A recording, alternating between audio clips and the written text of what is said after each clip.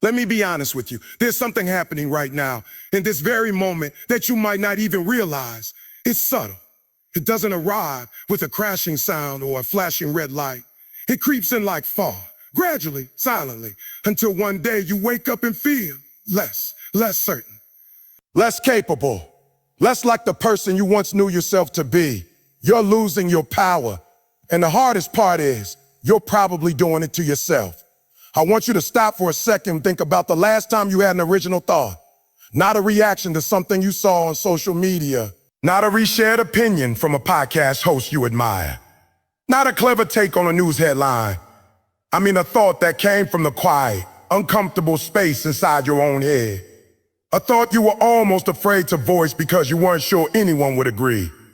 If you're struggling to remember, that's the first clue. Your power doesn't disappear in one dramatic moment. It erodes through 1,000 small surrenders. You surrender your attention to the algorithm. You surrender your time to notifications. You surrender your convictions to the fear of being judged. And slowly, without realizing it, you hand over the keys to your own life to anyone who demands them. Let me break this down for you. Because if you don't see the mechanism, you'll never escape it. First, you're losing your power because you've outsourced your focus. Think about your average morning.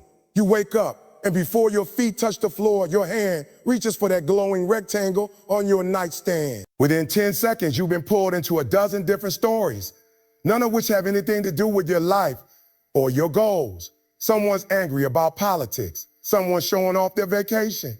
Someone's selling you a course on how to be happy. And you sit there still in your pajamas, already emotionally drained before you've even brushed your teeth. That is not a small thing. That is a robbery. Every time you let something external dictate where your mind goes, you give away a piece of your sovereignty. You were born with the ability to choose what you think about. That ability is power, and you've been giving it away for free to corporations who have no interest in your well-being, only in your attention. You want to know why you feel exhausted all the time? It's not because you're busy. It's because your attention is being pulled in 40 different directions every hour. The human mind wasn't built for that. Every time you switch tasks, you pay a tax in mental energy.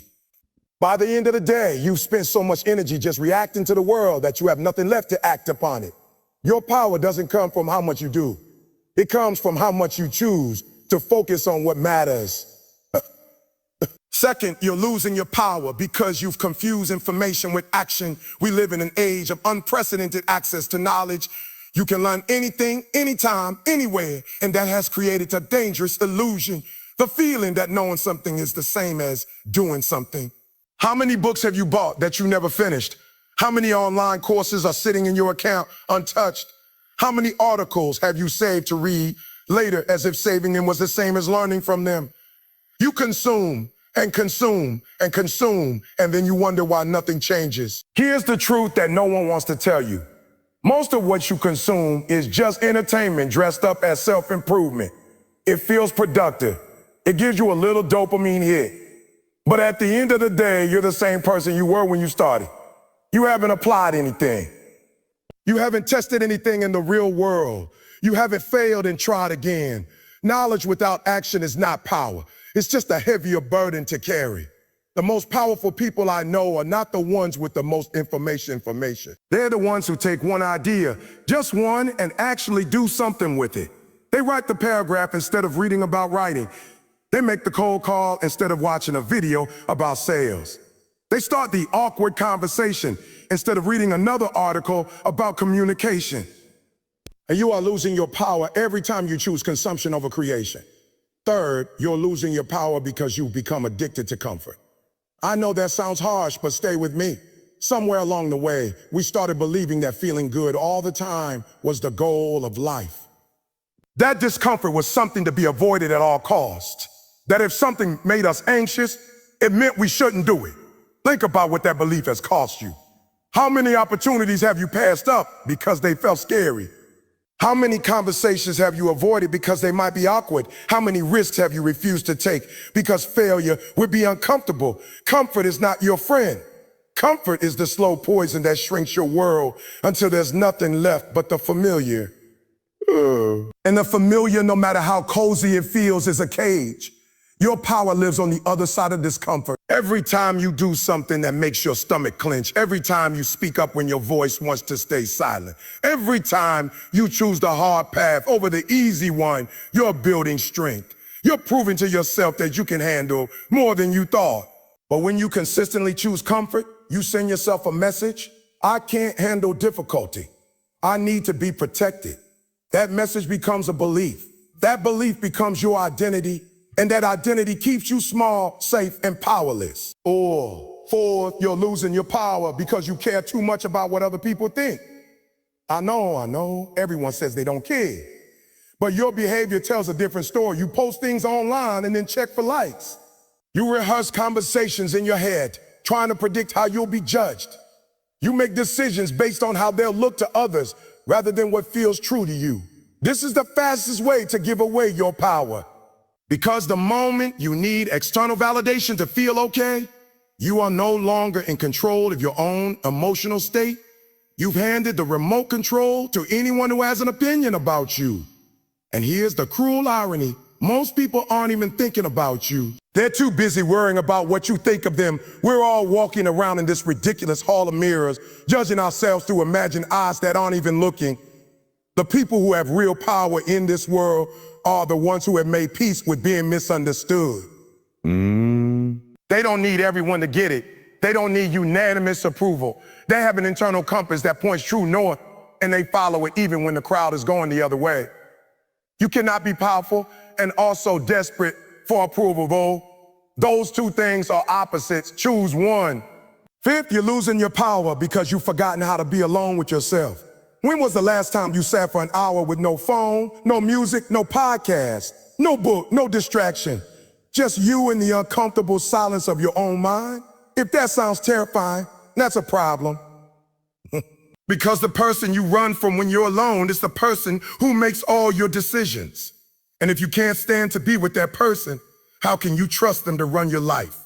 All your deepest wisdom is in that silence. All your real desires, the ones that aren't planted there by advertising or social pressure, live in that space. But you never hear them because you fill every quiet moment with noise. You're afraid of what you might find if you stop running. So you keep running faster and faster until you've exhausted yourself into numbness. Your power is waiting for you in the silence, but you have to be brave enough to go there. So what do you do about all of this? How do you take your power back? You start small. You don't need a dramatic overhaul. You just need to make one different choice today. Leave your phone in another room when you sleep. Just try it for one night. Choose one thing you've been reading about and actually do it. Send the email, make the call, write the first sentence, do one thing that scares you today, something small, speak up in a meeting, have that difficult conversation, say no to something you don't want to do. Notice when you're performing for an audience and stop. Ask yourself, well, what would I do here if no one was watching? Then do that. Sit in silence for 10 minutes. Just breathe. Let the thoughts come and go without grabbing onto any of them. These are not magic solutions. They're just choices. And every time you make one, you're exercising a muscle that's been weak for far too long. The muscle of your own will. The muscle of your own attention. The muscle of your own sovereignty. You were not born to be a passive consumer of other people's agendas. You were not born to scroll and react and comply. You were born with an incredible, almost terrifying power. The power to choose what you give your attention to, what you take action on, and what you refuse to accept. That power is still inside you. It hasn't gone anywhere.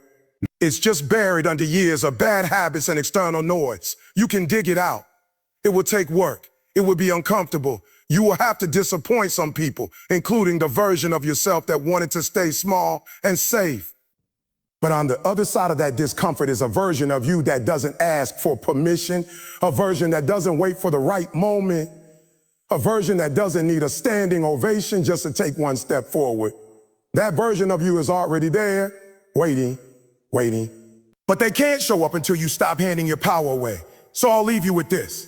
The next time you feel that pull, the pull toward distraction, toward comfort, toward approval, toward noise, stop, take a breath, and ask yourself one question. Is this choice giving me power, or is it taking it away? Then choose accordingly. Your power isn't lost. It's just waiting for you to stop giving it away.